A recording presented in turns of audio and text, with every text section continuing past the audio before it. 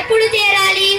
నాన్న, నాకు హైదరాబాద్ లోనే ఉద్యోగం వచ్చింది, కానీ నాకు ఉద్యోగం చేయడం ఇష్టం లేదు. ఏమిటి? ఉద్యోగం చేయడం నీకు ఇష్టం లేదా? మరి ఏం చేస్తావు?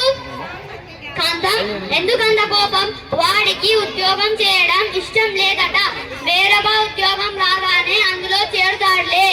లేదు నాన్న, నాకు ఉద్యోగం చేయడం ఇష్టం లేదు. ఇక్కడే ఉంటూ వ్యవసాయం చేయాలని ఉంది. హరి, ఉద్యోగం చేయడం కంటే వ్యవసాయం చేయడం చాలా కష్టమైన పని.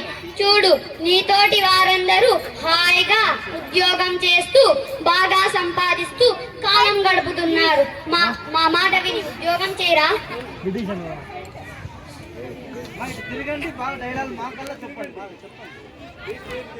నాన్న, మీరు కూడా అలా అంటారేమిటి?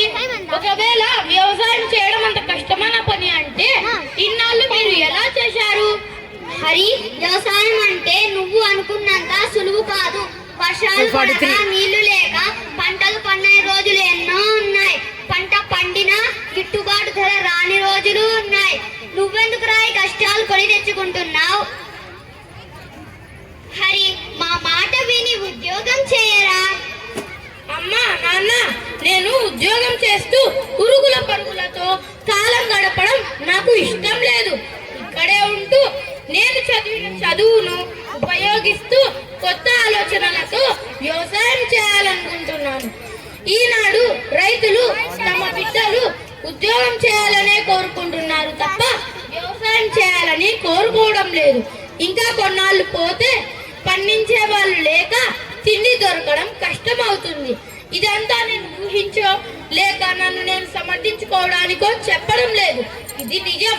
అందుకే నేను వ్యవసాయం చేయాలనుకుంటున్నాను. దయచేసి నన్ను కాదనకండి.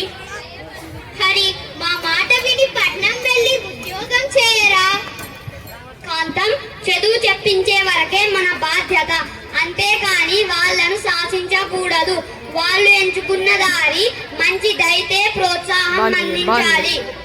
నాన్న, నాకు వ్యవసాయం ఎలా చేయాలో నేర్పించండి. మీరు ఒక వాళ్ళు నాకు చెప్పండి. చూస్తుంటే నాకు చాలా గర్వంగా ఉందిరా. ఇష్ట ప్రకారంగానే వ్యవసాయం చేస్తూ. హరి మాటలు విన్న రాజయ్య ఎంతో సంతోషించాడు. ఆ రోజు నుండి హరి వ్యవసాయంపై దృష్టి పెట్టాడు. తన పొలంలో వరి,